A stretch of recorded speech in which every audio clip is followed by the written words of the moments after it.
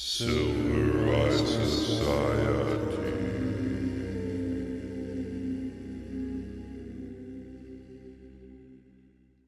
Welcome to the Silver Eye Society podcast, the podcast where we look at films to find the ancient themes behind our modern problems. But today's podcast isn't about films per se, it's an AMA. It's our special monthly AMA. It's late. This is December's AMA. It is currently January 6th, and we're going to get this out as soon as possible. But we've been chilling, been on vacation, visiting family, all of that. So cut us some slack. We're human beings here.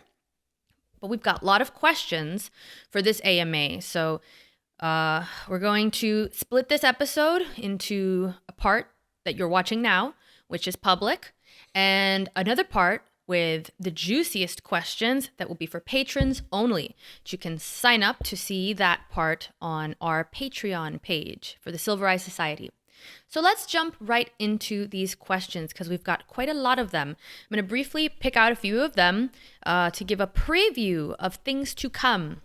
So we're going to be answering questions like whether you can be close with people of different ideologies.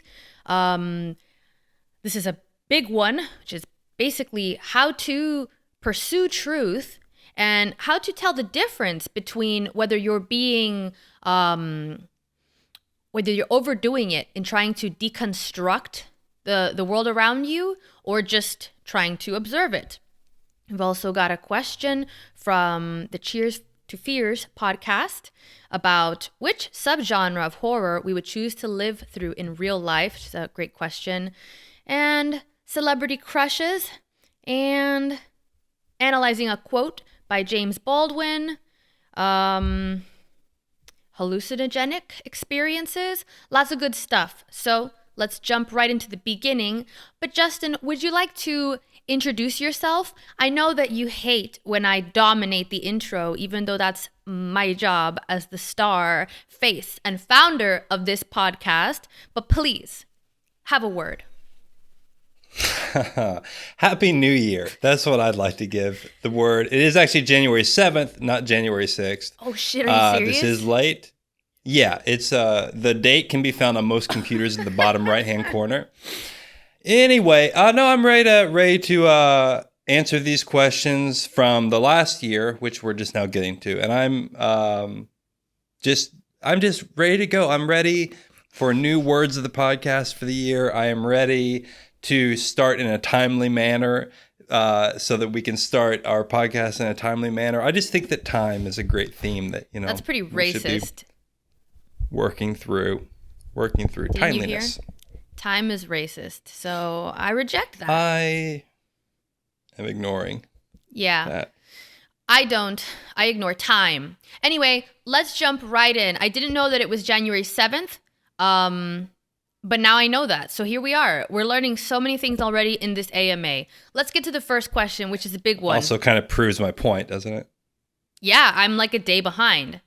And look at me, I thrive. So who really needs time anyway?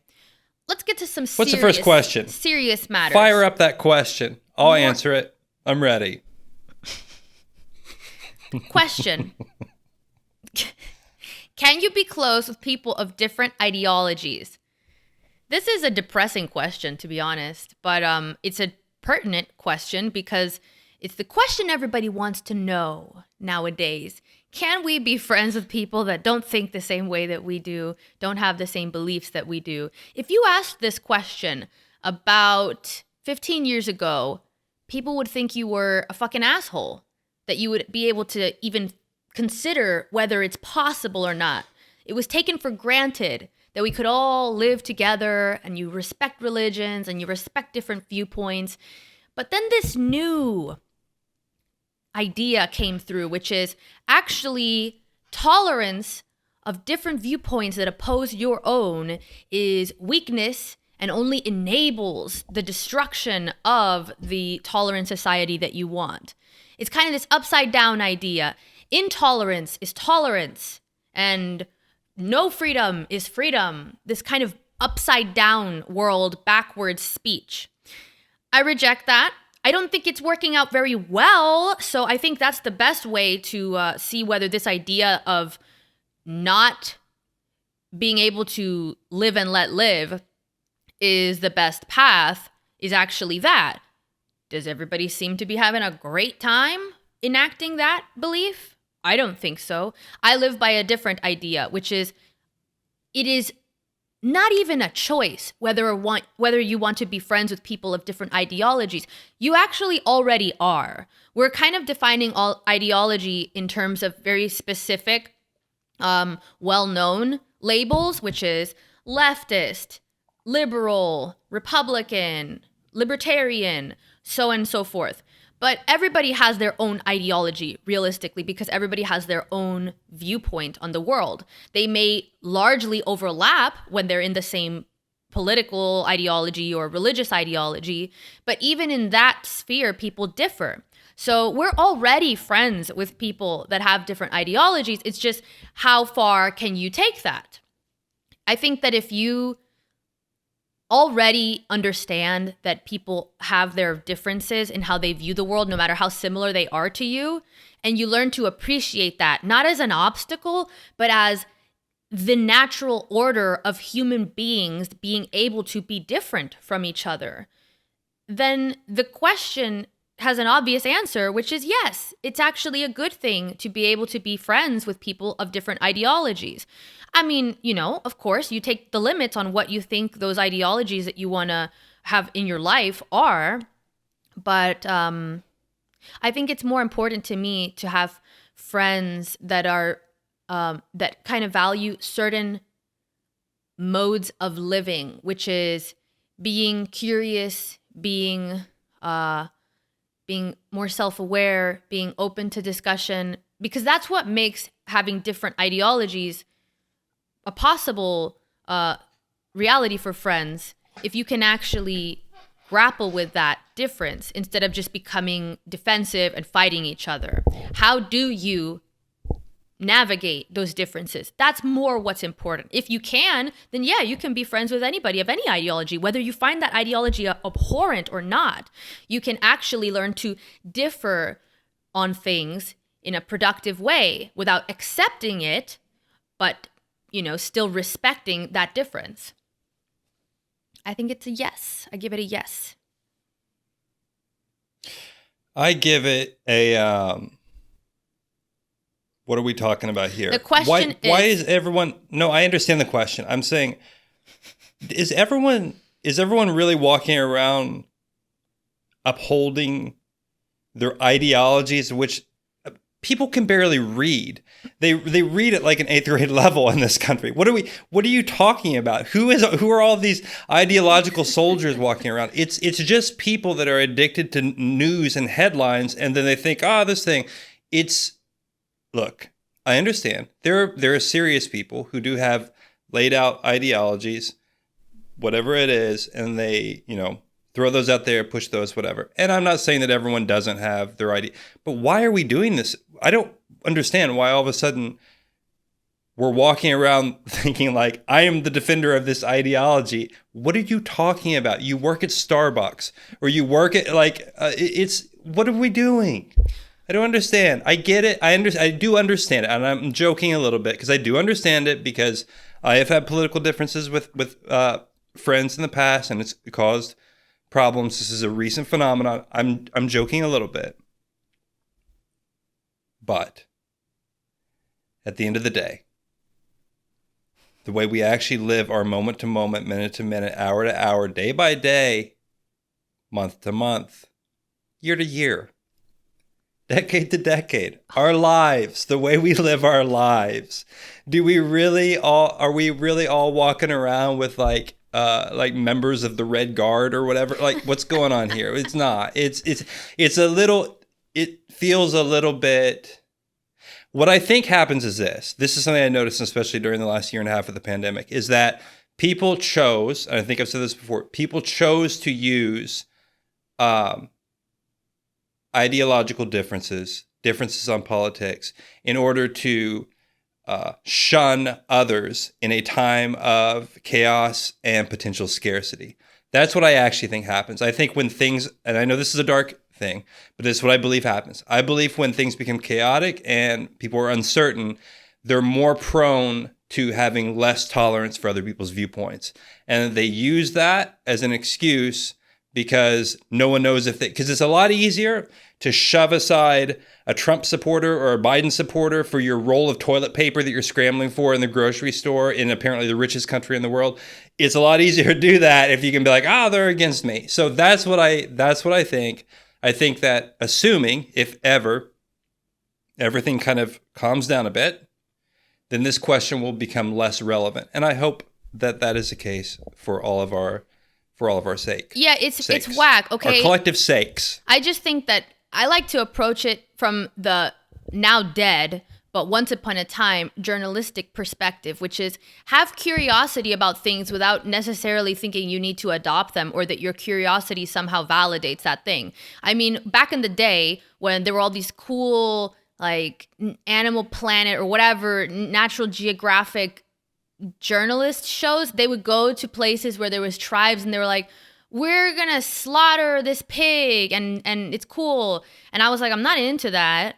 But the journalist who was not into it either would neutrally observe and try to understand and take curiosity and show why people believe things, give them the room to openly express why they believe or do something without immediately this need to like rebuttal it or to denigrate it or to say, well, now let's talk about why this is wrong. It was just a neutral here's the thing that I believe. Here's the thing that these people believe. And I don't see why we can't do that with each other. I don't feel threatened. I don't feel threatened by people have an that answer to that. Silence, because I'm still giving my answer. I will tell you why we can't do that with each other. Because a culture needs to actually have cohesion, and people have to generally believe that whatever your thing was about a tribe slaughtering a pig or whatever, everyone kind of actually needs to think that's either good or bad and generally agree with it. The reason you could do it there is because it's this, we're looking at a different culture. Look at there. So it becomes this cultural relativism, which is fine, but it actually doesn't work that well when you're living side by side with the person. But do it anyway. That's unfortunately That's what I'm saying. The case. I'm saying here is a theory, okay? Because people aren't going around treating their neighbor that voted for someone they don't like a tribe that they're studying for a journalistic piece. But you could do that instead of being so quick to condemn and dismiss and be defensive about things that you don't like. You could be curious about it instead and say, why does this strange person have these beliefs? I don't understand it. Because you don't. That's the thing, that we all pretend that we understand other people and why they do things, and we characterize all their reasons for doing things that we don't agree with in the least charitable way possible, which, they're just stupid, or, they're just pieces of shit. And it's like, really? There's half the population is walking around just being like, all I do is make decisions because I'm stupid. Like, they have no reasoning. They are probably not aware of their reasoning, but if you take curiosity and you actually ask questions like a real journalist, once upon a time in a fairy tale land, there were these things called journalists, and they took interest in the subject in a neutral way that allowed the subject to open up in much like the way a therapist would help a person to open up to discover reasoning and ideas behind the initial thing being studied that even the subject themselves didn't know they had. I loved that era. I loved the era of journalism existing. Okay, we need to move on. All right, this question. We got a lot of hard-hitting questions here, and I appreciate that. Briefly, I appreciate that also. What you should say, and we should also say, for some reason, we always have a delay on our AMAs, so this is going to cause a little bit of problems sometimes. But also, there will be times where rhetorically it sounds like I am angry at the questioner or whatever, and even you, I think you said, this is a question that should never be answered, but you don't mean it directed towards that individual. I just want to make sure. Yes. Please keep the questions coming. And yes. We're not berating the question, pushing against you. Right. No, exactly. And I think even the people that ask these questions, they know what we mean. All the Silver Eye Society members are thinkers, smart geniuses, readers, curious people. I respect them. I like them. I could cry actually, thinking about the Silver Eye Society members. They're so fucking cool, man. Okay, let's go on. I'll do that on another episode where I just praise the members. Okay, this is a long question. This is a big one. This is one that was submitted on the Silver Eye Society Reddit page. If you submit your questions there instead of Instagram, you can actually really get some heavy questions in. So here it is. For the pursuit of truth, whether it be personal, cultural, or universal, in which ways best provide avoiding speaking in absolutes while addressing adequate nuance without delineating through a thesis? Or conversely, can every viewpoint be flipped on its head and holes found in an argument by one where another sees it as concrete? Is this the biggest challenge for the evolution or revolution of a society at mass?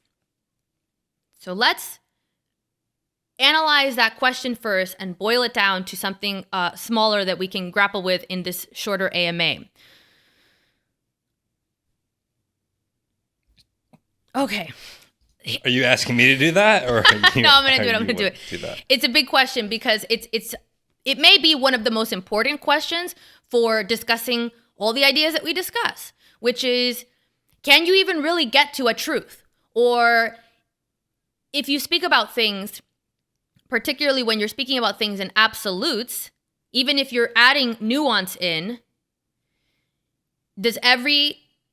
are the holes in every argument? Okay, I'm sorry, I'm lost. Or conversely, can every viewpoint be flipped on its head and holes found in an argument by one where another sees it as concrete? I mean, okay. Just take the second part of the question and forget about it for a second, because it's really just... It's several questions in one. The different side of the first one. So if you just read the first sentence, it'll make it easier. Let's do it again. For the pursuit of truth, whether it be personal, cultural, or universal, in which ways best provide avoiding speaking in absolutes while addressing adequate nuance without delineating through a thesis? It's a good question. How do you try to speak about things when you're pursuing truth without speaking in such absolutes because you're trying to include nuance? And I think this is actually okay. So let me go first. You can think of your answer or whatever, and I'll go with what I have, because this brings to mind something that I think is kind of like this unseen ball and chain that is plaguing all of the discussion, the cultural discussion around whatever topics of the day that happen on, the shithole part of social media, where it's not cats and cookies, it's, the insurrection and Biden's asleep or something. That part of social media is constantly debating issues and ideas and values. Oh, not so broadly. That's usually what's at the core of these debates, and people don't even realize that they're debating like policy or the details of an argument. They're not actually getting to the values. But if you expand out and you actually try to argue the values of something, you also can end up speaking in absolutes, which doesn't always allow for nuance. And I think that that's something that plagues a lot of the discussions that we have. So let's see if we can think of an example. So I might say something like, here's a really simple example, which is like, all Republicans are bad, right? Like all conservative politics are bad. There's a lot of people that actually think that. Maybe not a lot, but there is a degree of the population that thinks that the solution is to get rid of an entire political viewpoint, which is conservatism, that this country would be better off if it was only their political viewpoint. So I think that that's an example of lacking nuance in how you deal with ideas and speaking in absolutes in an unproductive way.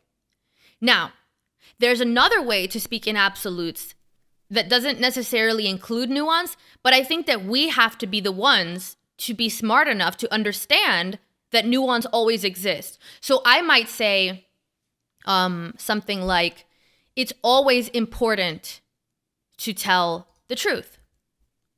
That's probably not always true. there's probably situations where it actually does behoove you to not tell the truth at that moment. Maybe that's an example of a value that we can say is an absolute. I still hold the value that truth is something to aim at, but that doesn't mean that there aren't particular situations where it may be better to tell your dying grandmother that, yes, she looks great in that dress. There's situations like this that allow for nuance. And so I think when you're talking about issues like this, I really think it comes down to a mode of understanding how to argue things. We can't do this thing where we always have to say, but there are exceptions.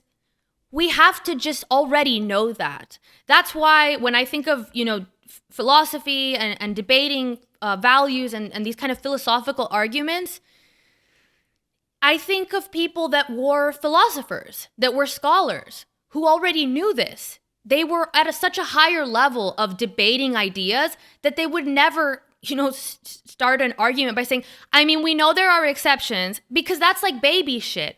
Of course there are exceptions to every idea and when you're speaking about larger values like this, like the value of compassion or fairness or what is justice. You can't get hung up on these tiny situations, these nuances where your argument doesn't apply. Although there is room for specifically spending time analyzing why there are areas where your argument doesn't apply, because that will illuminate the argument of why you believe in a value.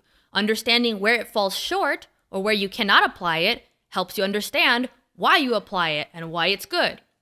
So I think that we have to, it's just, this is why I don't get into arguments on social media. I don't get into these debates and shit, because they lack the most basic level of, like, the basic toolkit to have meaningful discussions in a productive way. It's really not good. You have to kind of already be on a certain level. I'll have conversations with people on Twitter and kind of go back and forth if we're not agreeing on something, but they have to come to the conversation with good faith and that spirit of, we're both trying to get at the same thing here, which is understanding why we differ here and seeing if there's an overlap to why we differ and what we understand and agree on. Okay, so let me cut the chase better, because it's a long thing. A heavy one. First, yeah, so number one method one can use to communicate with others is to ask questions instead of make statements. That's what I find is useful if you know that you're going to clash or get caught up in different... There's a whole host of different ways that we fail to communicate adequately with one another. Second, I don't think that social media and even things like text messaging and even email to a degree is a good format for having a discussion, full stop. See, that's it. There's no more caveat to that I have to make. I'm telling you, why do you think you can have an adequate discussion on a platform that limits your ability to speak by X amount of characters?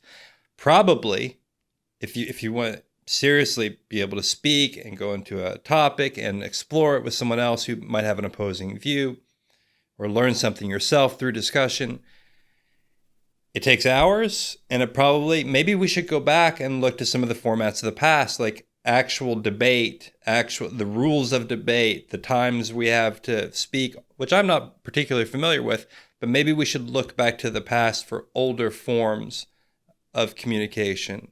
Instead of thinking that you're going to solve a complex philosophical or political problem on a message board. That's ridiculous. People apparently haven't figured out that's ridiculous yet. We all know this in our own lives if we're text messaging between people and people can understand the wrong thing or they don't have the tone and all this. This has been said before by other people, so I won't go on about it. And then finally, some things maybe you do hold to be absolutely true without exception. And if that's the case, feel free to speak in absolutes, but understand that there's most likely an element of faith that is driving whatever it is that you think is absolutely correct.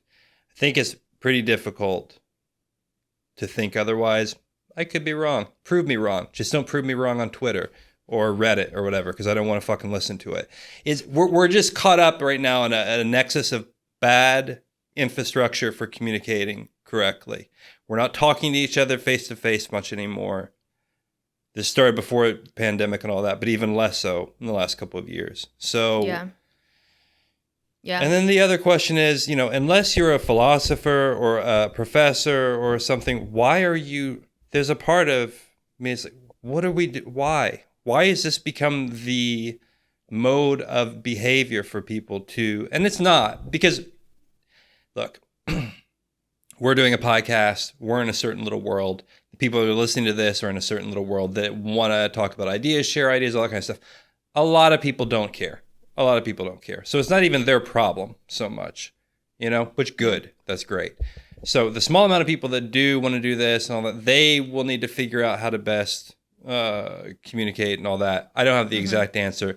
Long question, decent question, not going to be able to fully proving that the technological sphere of communication is in and of itself a problem for answering this question. This question's very meta because it has proved it. Yeah, it's a great question. And there is one part to the end of this question that says, is this the biggest challenge for the evolution or revolution of society at mass? And this is something I actually think about a lot, or at least I think that what you're referring to is something I think about a lot. And I think it comes back to this ability to communicate effectively on ideas. And there's something about having a framework for navigating ideas that makes us more successful at navigating those ideas. And I think the general framework that people hold is this kind of win or lose, bad or good framework for navigating ideas. And I think that's inherently flawed, and I think that's destructive.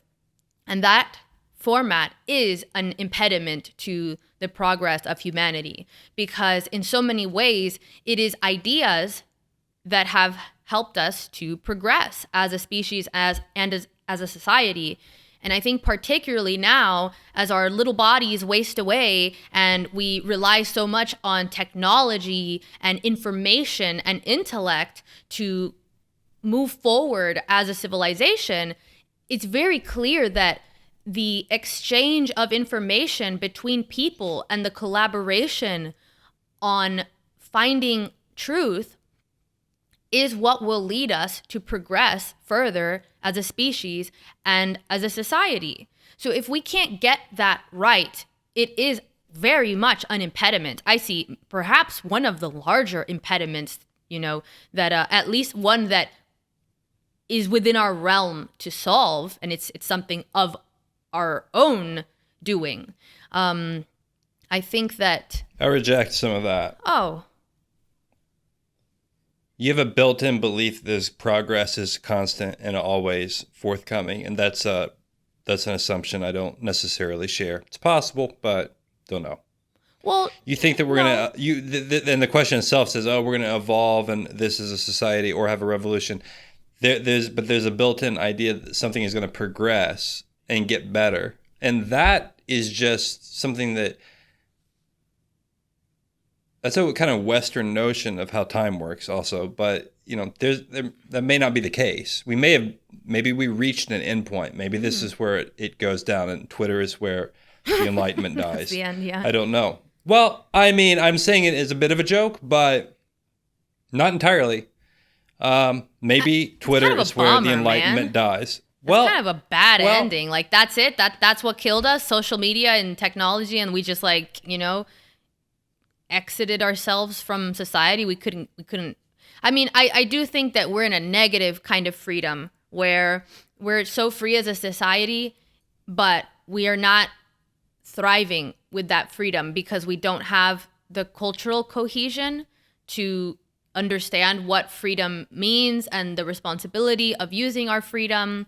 And it's kind of like, oh, my kid, I let him do whatever he wants, and the kid's like in the backyard eating rocks or some shit, like, yeah, he's allowed to do whatever he wants, but he's dying. It's horrible and it's miserable, and would be better off having more discipline and more instruction. And that's a scary thing, because I do think that if we as a society, as a culture, can't find a way to successfully navigate having a very diverse population, and by diverse, I don't mean like I'm tan and you're not. Like, this is stupid diversity. That's fake. By diversity, I mean religion, political beliefs, outlooks on what is moral, what is bad. That kind of diversity is what actually matters.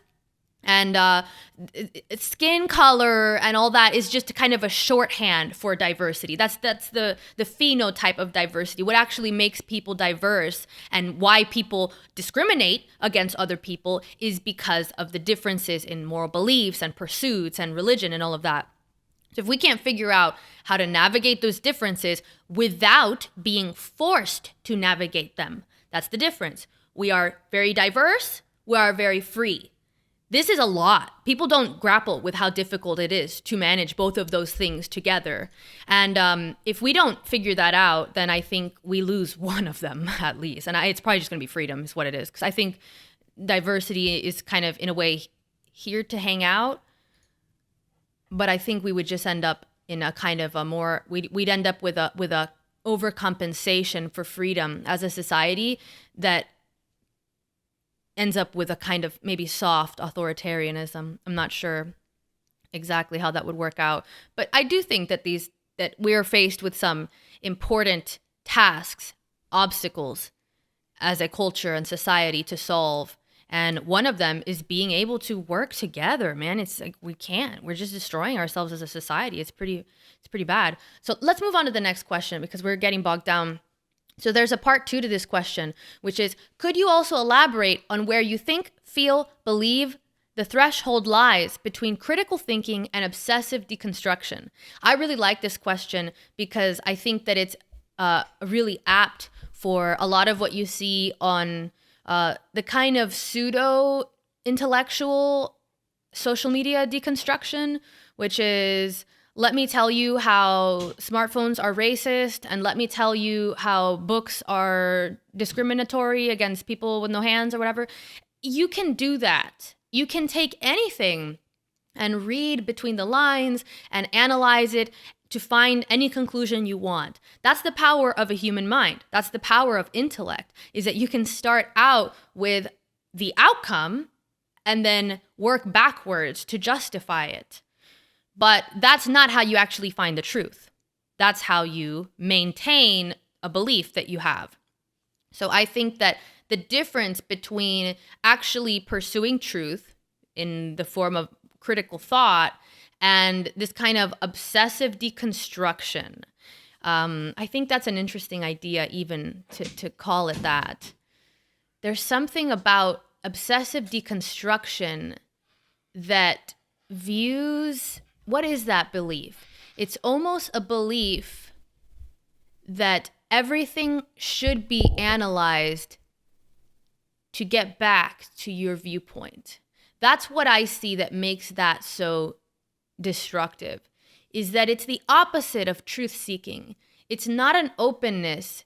It's more of a specific goal mission to search through whatever you're looking at and find what you want to find in it. That's obsessive deconstruction. Critical thinking is being very willing, consciously checking that you are actually willing when you read some information to let go of your pre-held beliefs about the information. And it is a practice, just like meditation, just like exercise, in that you have to keep doing it and you have to check in with yourself that you're progressing on that effort. You can't do it a little bit and then stop and coast. you will lose that muscle of critical thought. You have to constantly kind of check in with yourself and say, I seem to be really eager for this to be true. What would I feel like if it wasn't true? What would it look like if it wasn't true? Could it not be true? That is critical thought. Critical thought is kind of constantly pushing yourself from one side to the other. And that's how you keep yourself balanced. Because if you never are willing to push yourself away from the belief you're currently holding, you can end up leaning further and further and further onto the side that you're becoming comfortable with. You want me to answer part 2? I will answer part 2. Oh. Sure. Obsessive deconstruction. So that's a practice that for the vast majority of human history, almost no one actually has engaged in. I suppose it's happened when there's been schisms in religious movements, but usually on the part of theologians. And it also kind of sounds like postmodern ideas of critique and breaking things down into their constituent components, which can lead to insight. I think that it can. But I think that everyone kind of can sense when people are doing it so much that it becomes harmful to themselves and to other people. And it's kind of like, I was reading this, I was thinking of like this kind of spoiled child sitting on the beach with the sandcastle and kind of slapping it away. Not even particularly skillfully, just kind of, And though there are skillful postmodernist man-children upon this theoretical beach who are also good at destroying the castle. Fair enough. But then the tide washes in and the kid's sitting there and there's no sandcastle left and there's nothing there. There's just nothing there. And then they start crying. And then what they do, and this metaphor is strained, but then they cry out for someone to build back the sandcastle for them. And unfortunately, the people that tend to build back the order of the sandcastle sometimes are not good. So I think that everyone can recognize the postmodernist Twitter man-child that's constantly just chopping down everything for their own fun. I think that people sense that. Maybe they don't. I don't know. I don't use Twitter. Everyone knows that, right? That I'm not on the Twitter. So I don't do that. I've stopped doing Instagram this month also until I can perform a handstand. That is the type of, this is what I bring. I think that you mentioned it was something along the lines of existential absurdism. Yeah. That's what I think can solve our problems. So my goal this month is to do a handstand. I decided not to use any social media until I can do that. There you go. We're never going to see you again. Oh, no, I put a caveat on it. I said, or a month. Oh, I can okay. either do the handstand within a month or a month, and then I'll revisit it. All right. Let's move on to our next question. This comes from... Let's do a short one next so that is. we can then change this episode. Excellent. Yeah, this is our last question, I guess, for the public portion of the AMA because you have deemed it so. And this comes from the Cheers to Fears podcast, which we enjoy. They're deconstructing, in the positive sense, some horror movies over there. And they've asked us, if you had to choose a subgenre of horror to live through in real life, which would you choose? Slasher, psychological possession, paranormal, etc. You read that question in a way... I'll read it correctly. If you had to choose a subgenre of horror to live through in real life, which we don't get to choose and we already are, which would you choose? Slasher, and then I wrote Zomniord because I couldn't spell correctly. Psychological, possession, paranormal, or folk horror? Why are you fucking up the question? I read it exactly correctly. No, I'm the one that added that because that was my answer and you just fucking spoiled it. Folk horror was my answer. You asked me before the show what you didn't even know the term for it, and so then I remember wrote it in. That's why I asked you to look it up so that you could write it down. You are folk You've horror. spoiled I'll answer this question my first. notes. You answer all the questions first. I reject it. You gave my answer already. Good. Then we can shorten it because all your answers are 20 fucking minutes long. So they are serious. Aren't we living through like a light version of the kind of disease pandemic action movie that we are all familiar with? Like we've been doing that kind of, right? I mean, some of us have taken it seriously. Others have gone about gallivanting around the state of Florida doing super spreader events. I mean, but some of us, and yet some I of us have been living remain healthy, vibrant, thriving. Disease vector. So the point is that we've all experienced a little bit of that. I like this question though, and I appreciate Cheers to Fears, the channel. They check it out. I don't know how to do promotion things. I don't know how to do anything. We got to really get those things down. What you do. We're like, give the Check like it and out. subscribe. No, sorry. Yeah, we don't even promote ourselves. So a lot of people live through. So that's what I was thinking. Number one, damn it, I forgot my answer. But so I want to say what I don't want to live through. So I don't want to live through a slasher film because that sucks. That is just someone trying to murder you and then you hopefully don't get murdered. So who wants to do that? No one wants to do that. That's no good. Unless you're demented and you're like, I want to be the villain. No good. Don't do that. So zombie. That one's fun. This is something I can talk about. I'll spend the next hour talking about this question because I love that. I bring the horror to the podcast. I wouldn't want zombie to live movies. Through a zombie. No. But people, and maybe I think this is a man thing. I'm going to say some controversial shit here, okay? God. I think that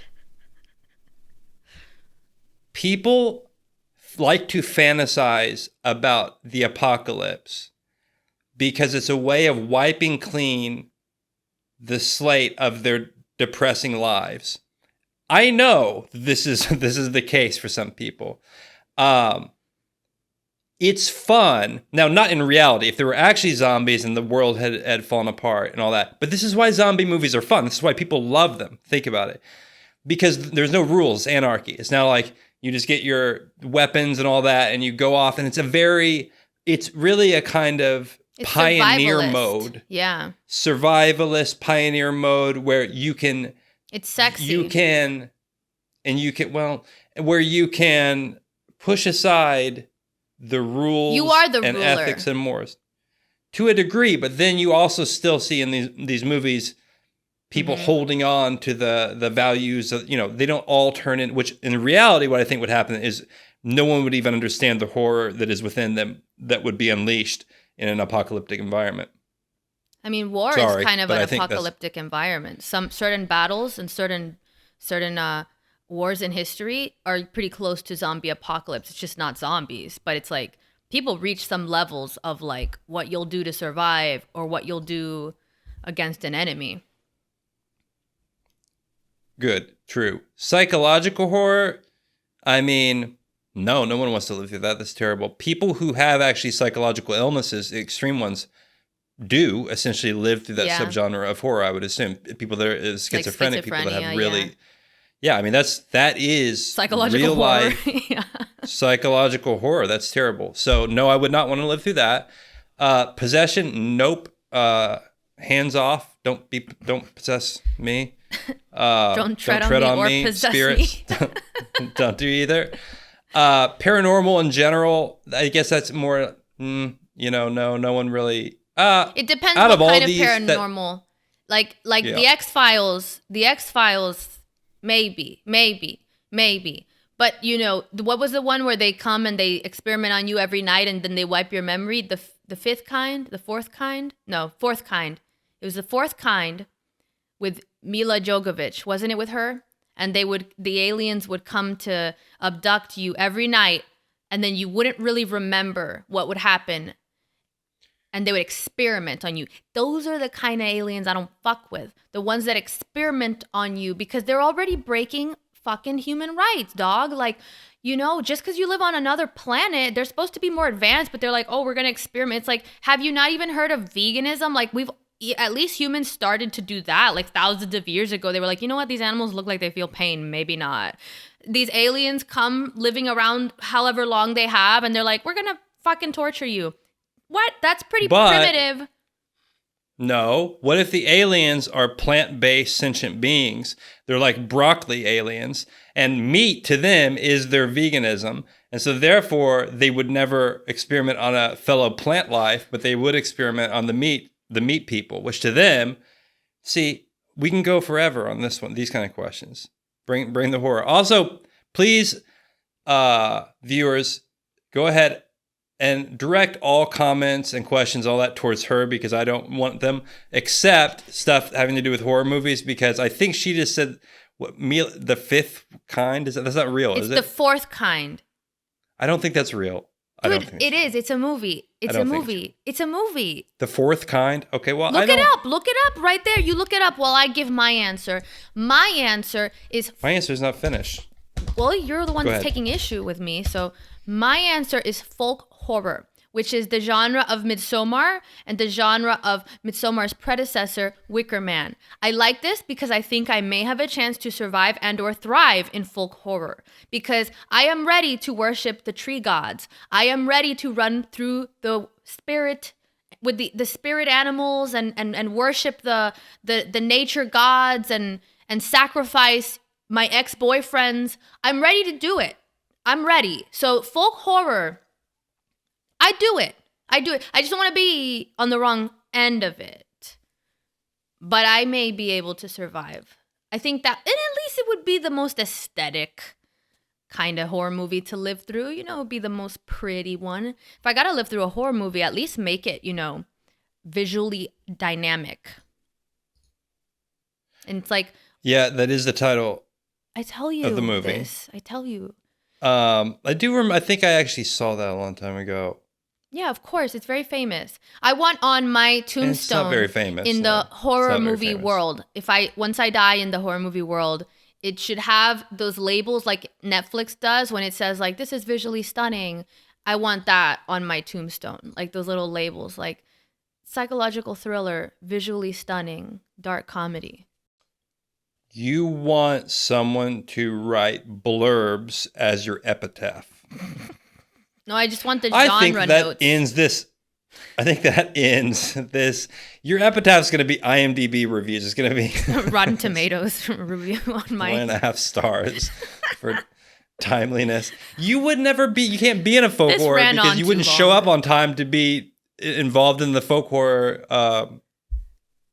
goings on. Okay, then maybe it needs to be voodoo horror instead of like the Nordic folk horror, because the voodoo won't start on time either, because everyone south of the equator knows that time is a social construct and they don't abide. I think that ends this episode of our public AMA. I don't believe that time is a social construct. I just want to clarify that. Okay, sign up, join the Patreon so that you can see the next questions on this AMA. This is not over. We're just taking a break here. The next questions are even deeper. We're going to talk about what I like to create, or you too, Justin, and how to tell if there is an absolute morality and what to do if there is not. I'm going to interpret some James Baldwin quotes. Very interesting stuff. So you can sign up on the Silver Eye Society Patreon. Only $2 a month. This is, you know, that doesn't even pay for water anymore in LA, you know?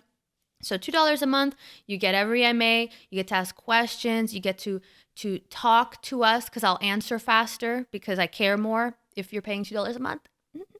So, bye.